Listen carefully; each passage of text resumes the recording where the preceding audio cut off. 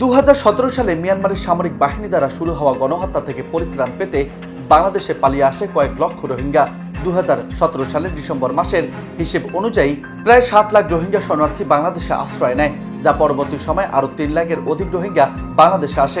সব মিলিয়ে 10 লক্ষের বেশি রোহিঙ্গা অবস্থান করছে বাংলাদেশে। বিগত আওয়ামী লীগ সরকারের আমলে নানা সময় রোহিঙ্গাদের ফেরত পাঠানো নিয়ে আলোচনা হলেও ব্যর্থ হয়েছে শেখ হাসিনা সরকার। সম্প্রতি ডক্টর মোহাম্মদ ইউনূসের আহ্বানে জাতিসংঘের মহাসচিবের আগমন অনেকটা আলো দেখিয়েছে রোহিঙ্গা সংকট নিরসনের। তবে বিমস্টেক সম্মেলন সে আলোর উজ্জ্বলতা খানিকটা বাড়িয়ে দিয়েছে।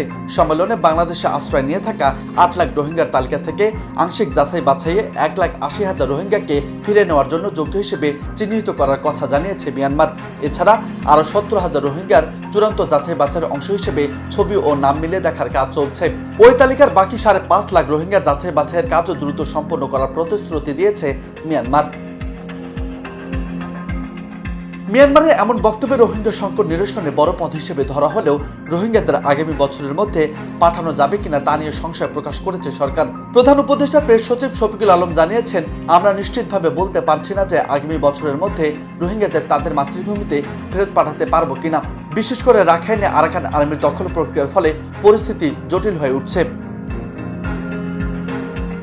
প্রধান উপদেষ্টার প্রেস সচিবের এমন বক্তব্যের ফলে রোহিঙ্গা সংকট নিরসনের প্রহর কতটা হবে তা এখন দেখার অপেক্ষা। যদিও কূটনৈতিক চাপ বজায় রাখার কথা বলছেন প্রধান উপদেষ্টার প্রেস সচিব শফিকুল আলম, যাতে রোহিঙ্গাদের স্বেচ্ছায় পূর্ণ মর্যাদা ও নিরাপত্তার নিশ্চয়তার সঙ্গে ফিরে দেওয়া যায়। রাজু আহমেদ, বার্তা 24।